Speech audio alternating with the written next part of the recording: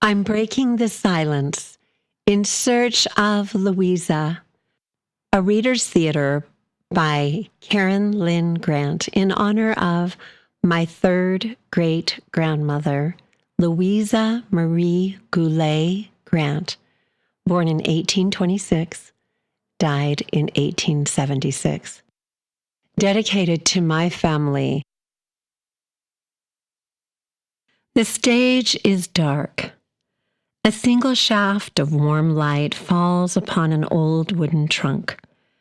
Resting upon it are several worn journals, a faded photograph, a family Bible. The narrator walks onto the stage carrying a single old file folder tied with a ribbon. Have you ever wondered how someone can simply disappear? Not physically, but from memory, from family stories, from history itself.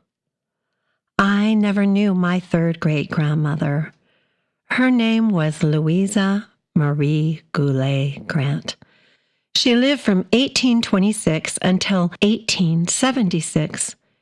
She crossed the plains. She buried the love of her life. She raised children on the frontier. She endured trials most of us can scarcely imagine. Yet somehow her story almost disappeared.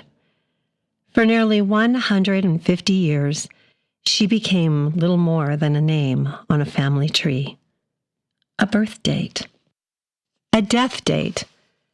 A handful of records, and a silence that seemed almost impossible to understand. I couldn't stop wondering, who was she? What made Louisa laugh? What made her cry? What gave her strength to keep going? History may have preserved the events of her life, but it had almost forgotten the woman herself. So I began searching with my sister and with my daughter. I searched through census records. My sister found old letters. My daughter found genealogies and church histories. Letters, forgotten, family papers. Every new document became another small piece of a puzzle. Sometimes I would find one tiny detail, and it felt like discovering buried treasure. Other times, days passed and weeks, and all I found was more silence. Then, something unexpected happened. As we searched through journals, letters, newspapers, and forgotten records, I discovered that two women kept quietly walking beside me. One was my third great-grandmother, Louisa Marie Golay Grant, and the other was a woman whose name became known throughout America, Anne Eliza Young. Their lives could not have been more different. Louisa left behind almost no words, none that we have found so far. Anne Eliza left behind enough words to shake a nation. Louisa endured much of her story in quietness. Anne Eliza chose to tell hers publicly. One became forgotten, hidden, buried in her silence. The other became known for her voice. Yet both were daughters of God. Both loved deeply, both felt deeply, both suffered deeply. Both found their lives forever changed by plural marriage. As I continued my search, I found myself wondering if these two remarkable women could have met one day without newspapers, without public opinion, without anyone asking them to defend their lives. What would they say to one another? Would they argue, or would they simply listen to one another? That question stayed with me through every chapter I wrote. But before we hear either of their voices, we must first meet Louisa, not as history remembers her, but as a young girl, a daughter, a dreamer, a young woman who believed life would unfold much the way every young bride hopes it will. She was born on May 28, 1826, in Switzerland County, Indiana. She loved, she hoped, she dreamed. She could not possibly have imagined the road that lay ahead of her. Neither can any of us, perhaps. That is why her story still matters to me, perhaps to my children, to my sisters and brother, because somewhere, every one of us knows what it feels like to stand at the beginning of a life we never expected.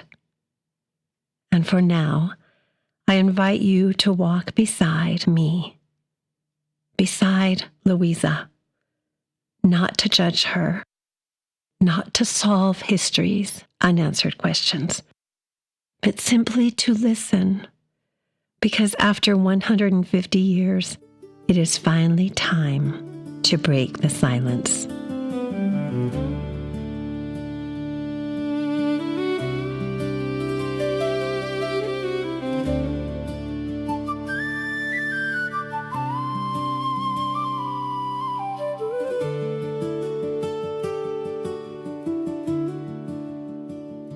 You left no pages for me to read, no diary worn by time, no trembling words beside your tears, no record line by line.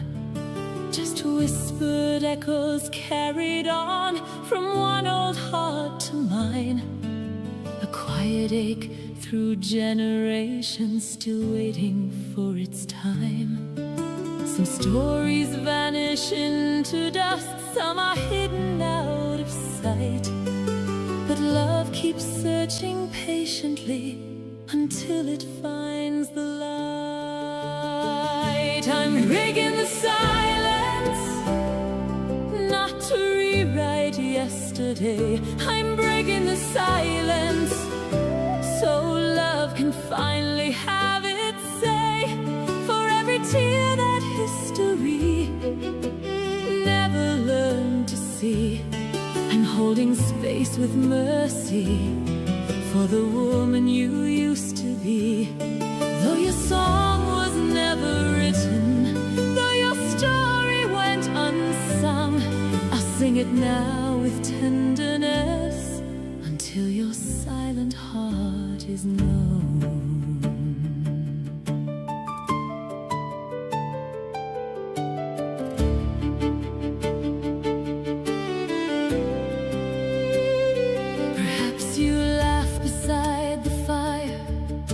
Perhaps you danced in spring, perhaps you prayed when no one knew the sorrow hope can bring. You carried dreams no record kept, and wounds no eye could see.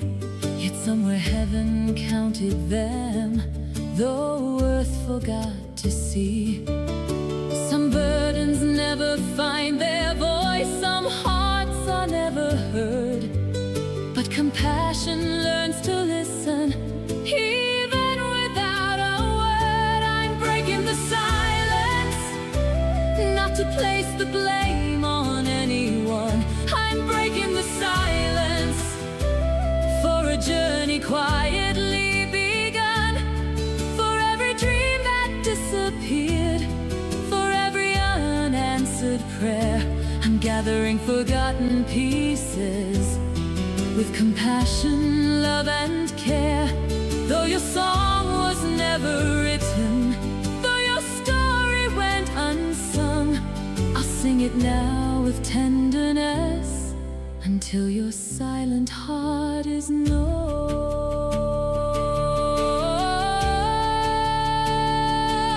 I don't need every answer, I don't need every page.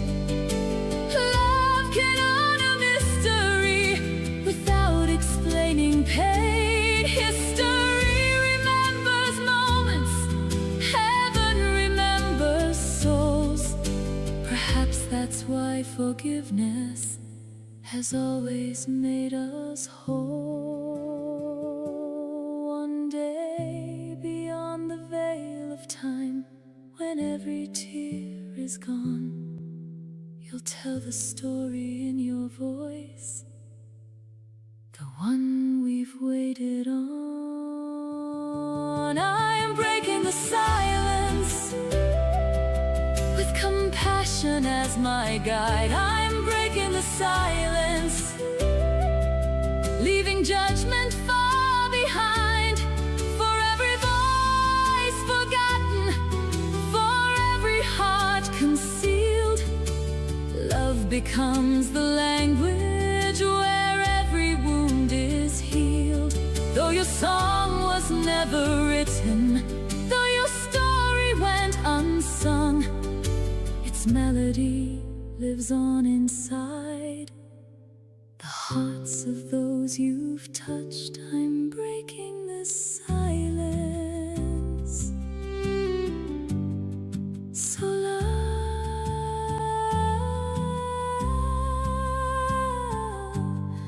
will be the loudest voice. Some stories are never finished, they're simply waiting up above.